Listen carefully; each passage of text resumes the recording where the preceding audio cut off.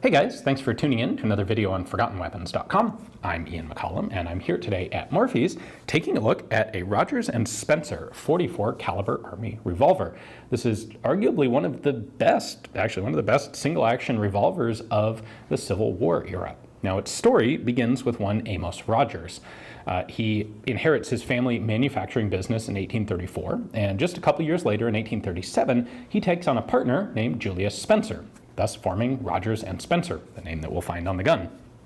So they're not a gun company, they're a general manufacturing concern. They make mostly farm equipment, in fact, but metalworking is metalworking, and in 1859, they decide to take on a firearms manufacturing project. There is a revolver out there that has been designed and patented by a guy named Pettengill, and he's looking for a manufacturing company, and Rogers & Spencer take on the job of making Pettengill revolvers. Now, the Pettengill has some issues, maybe. It's not the greatest design ever, but that's a subject for a separate video. When the Civil War starts, well, after the Civil War starts, in December of 1861, Rogers & Spencer, being a manufacturing firm with firearms experience, not surprisingly, they take on a contract from the Union to make arms. They get a contract for 25,000 muskets and 5,000 Pettengill revolvers, which they go ahead and supply. Now, there are some issues with the Pettengills. Like I said, that's a subject for a different video, but the muskets in particular are well made and well liked, and they're getting more into this firearms thing as a company, and of course, with a war going on, there's a lot of demand for that. So in 1864, they decide, you know what, maybe we can do a better revolver on our own, and during the summer, they put together a design, which is this. Now, it's very similar to the Freeman revolvers, which I actually have a video on. I'll link that at the end in case you want to see it. Some of the sources I found suggest that they actually acquired the patent license to the Freeman design in exchange for musket parts to the manufacturing company that was making Freeman revolvers. But it's not clear, that's not really substantiated in a lot of places. They may have just copied the elements that they wanted. At any rate, they come up with a really good, robust, solid revolver. And so they write to the Union Army Ordnance and say in September of 1864, and hey, we've got this great revolver. We want to sell you 5,000 of them. How about you give us a contract?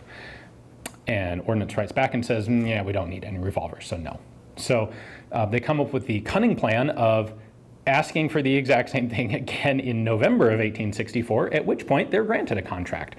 There is some suggestion, perhaps, that they get a contract because the Army feels like, well, you kind of owe these guys. They took a big loss on Pettengills, and they made good muskets, and they're probably good, and so, you know, we ought to try and make up some of the Pettengill issues by giving them this contract for revolvers, maybe even if we don't need them so badly. But the Army comes back and writes them a contract to buy 5,000 of these for $12 a piece. This is in November of 64. The contract requires a first delivery of 500 guns in January of 65. So like 2 months away, you'd better get cracking. And then they have to supply another 500 every month thereafter until all 5,000 are delivered.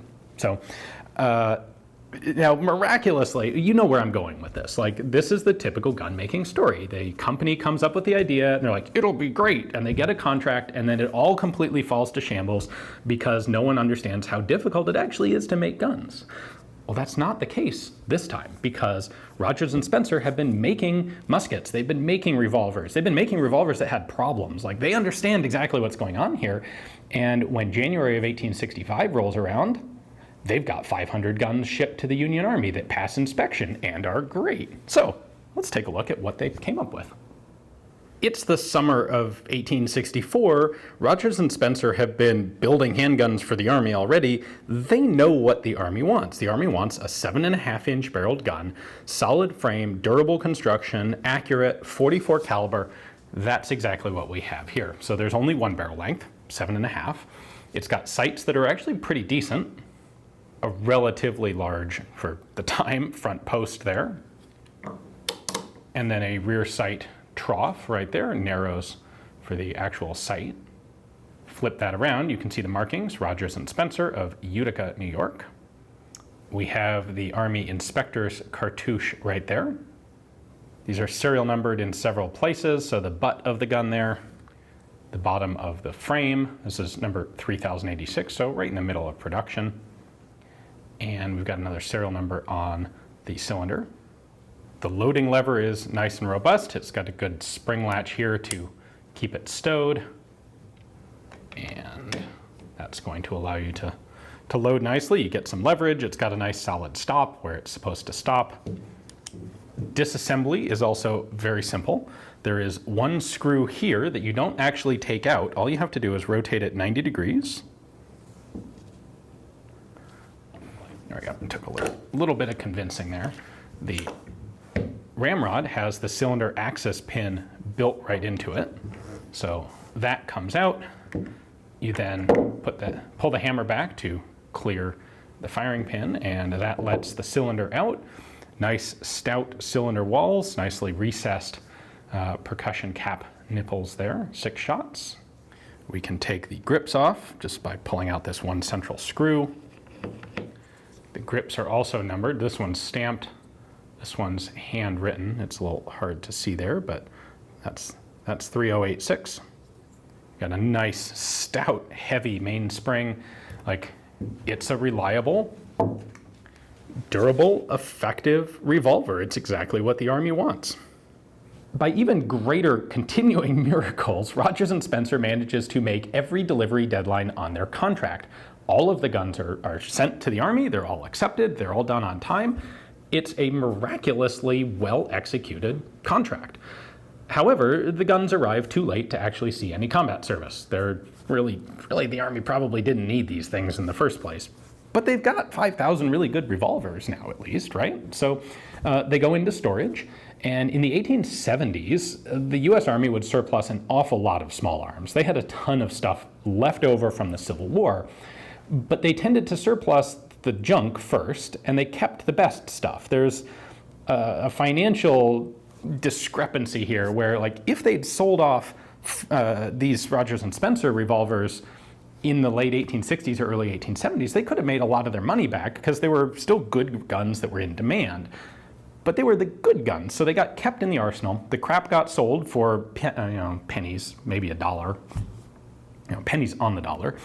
And it wouldn't be until 1901 that they finally decide to divest themselves of Rogers & Spencer revolvers. So there are Army surplus auctions being held periodically. In 1901, there is another one in which Rogers & Spencer revolvers are offered for sale, and the buyer ends up being none other than Francis Bannerman, our favorite old-timey surplus arms dealer. Now, you remember, 5,000 of these were contracted. Bannerman purchased 4,982 of them out of the surplus warehouse.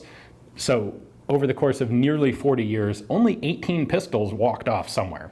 Virtually every single one of them went from the manufacturer to a warehouse, sat there for 4 decades, and then went to Bannerman. Excellent use of taxpayer money there. Bannerman pays a grand total, well, if we average it out, Bannerman pays 25.27 cents per gun. Not $25.27. He pays just a fraction of a cent over 25 cents for each gun. He then turns around and puts them in his catalog for $3.85. And it takes him a while to sell them, but Bannerman makes some nice money on that deal. That's kind of what his whole business is, and he's good at it. So that is pretty much the story of the Rogers & Spencer revolvers. They're really well done. They're, in fact, good enough guns that there are some Italian reproductions made of them, but the originals tend to be in really nice condition like this one because, well, they never actually saw service. So hopefully you guys enjoyed the video. Thanks for watching.